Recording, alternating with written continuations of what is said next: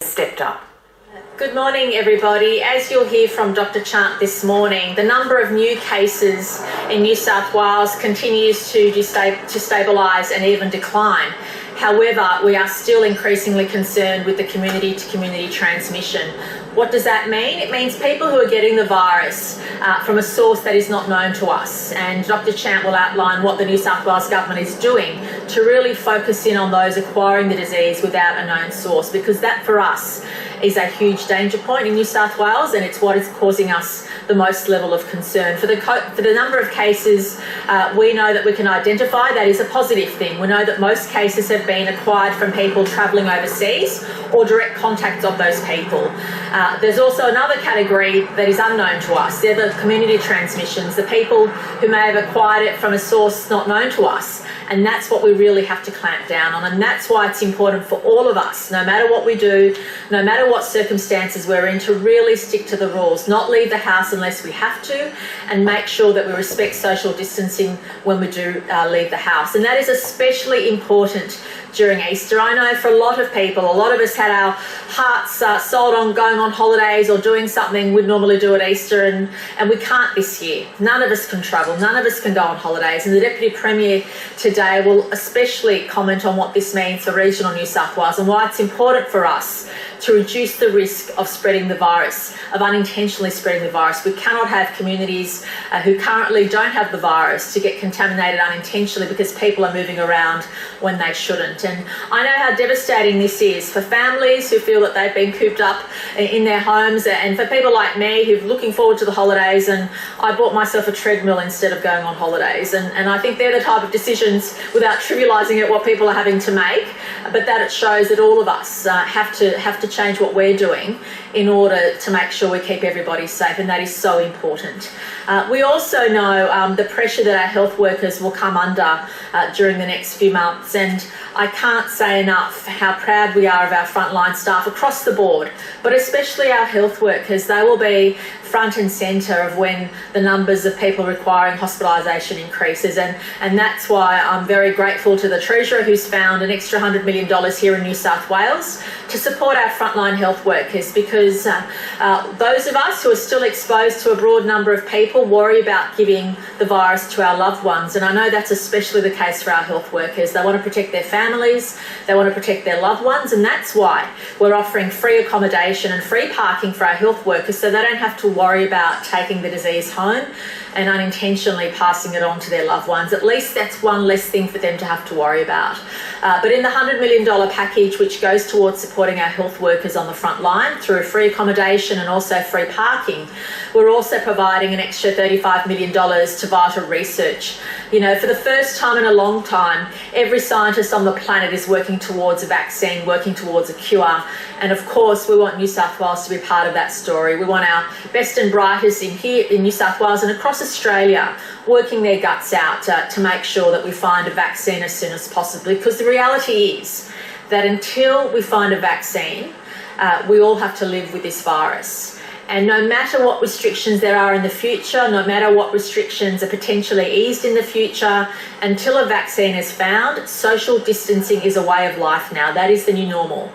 Not having physical contact, socially distancing is at the very minimum a way of life for us, because we have to be honest with ourselves. Until a vaccine is found, there is no simple way to deal with this issue.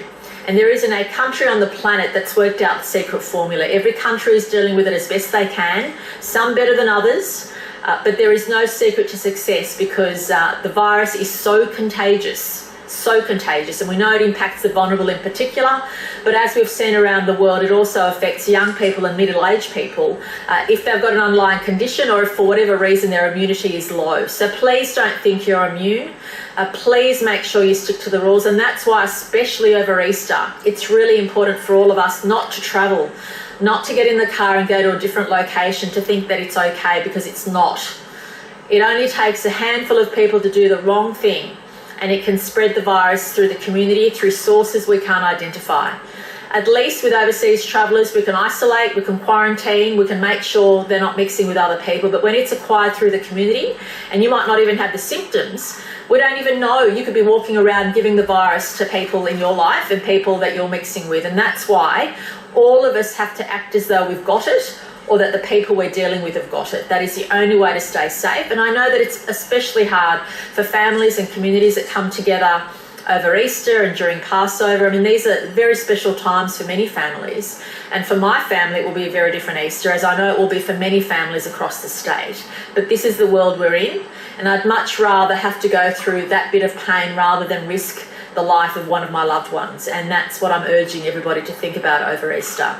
I'll now ask Commissioner Fuller to give an update on his operations, then Dr. Kerry will give us an update, then I'll ask the Deputy Premier to talk about Easter in the regions, and then the Treasurer to outline in further detail the announcements we've made in relation to health workers and finding a vaccine. Thank you.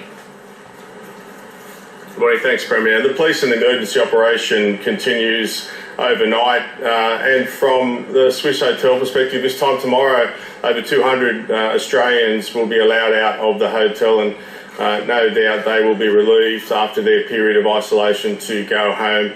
There are some non-New South Wales individuals who will be transported to the airport. They'll be giving a letter from me confirming their period of isolation, and I certainly hope when they land back in their home states and territories that they are allowed to go home. After that, we'll be planning for the coming Sunday, Monday, Tuesday, where some 3,000 Australian residents will come out of hotel isolation, and we thank all of those Australians for their patience over the period of the 14 days. From my perspective, in terms of an update on crime, I know domestic and family violence is of interest. It's up slightly, but we're monitoring that daily. But things like alcohol-related crime are actually down at the moment. Assaults are slightly down. In terms of other crimes that around summertime you would expect to be up are either stable or down. So from a public safety perspective, I could just reiterate to say that people are safe on the streets, but please continue to report crime, knowing that police are out there. We are still seeing a steady flow of Australians coming back into Sydney Airport, and that operation is running extremely well with Border Force, police and other agencies, and we're using hotels across the Sydney metropolitan area, and we'll continue to have people under 14 days isolation. And we know those coming back from overseas are still high risk in terms of spreading the virus. Thank you. So, as the Premier indicated, there were 49 new cases since 8 p.m. on the 6th of April, and that's down on the 57 we reported for the previous 24 hours. So, as the Premier has indicated, we have seen a stabilisation and a decline in new cases. This brings to the total 2,686 cases of confirmed cases. There's been 21 deaths, and that is 3 new deaths since we reported yesterday's figures. That's in an elderly gentleman, a 90-year-old male, died in Liverpool Hospital, and he was a resident of the Opal Care Bankstown. The second death in a resident from that facility, and a 90-year-old male who died associated with the Dorothy Henderson Lodge in Macquarie Park, and he's the 6th death in a resident from that facility. And there's an 87-year-old woman who was confirmed was a passenger on the Ruby Princess, and she passed away, and that brings the deaths associated with the Ruby Princess in New South Wales to 5. As the Premier indicated, testing rates were down on the weekend. They have bounced back a bit. We had 2,100 people presenting for testing and were tested in the previous 24 hours. However, we are urging that we take this opportunity to encourage people to come forward for testing if they've got symptoms in the areas of Waverley, Wallara, Dee Why, Manly, Ryde, Macquarie Park, Broken Hill, Lake Macquarie, Manning, Nowra and South Nowra, Byron and Port Macquarie. The reason for this is in those areas we have seen a case or cases of local transmission where we haven't been able to find the source. And it is important this time, as we try and suppress the numbers of COVID-19 in the community, that we basically elevate and raise testing levels in vicinity of those areas, geographical areas, and we assure ourselves that we're not missing more broad-based transmission in those communities. We don't have any indication of broad-based outbreaks in that areas, but we do need to have high levels of vigilance. And in some of those areas, as I've mentioned before, particularly the Waverley areas, I have mentioned to you about previous outbreaks associated with Bondi. We have a range of strategies in response to that. So, for instance, there's been quite a lot of success with the pop-up at Bondi in terms of bringing people forward for testing.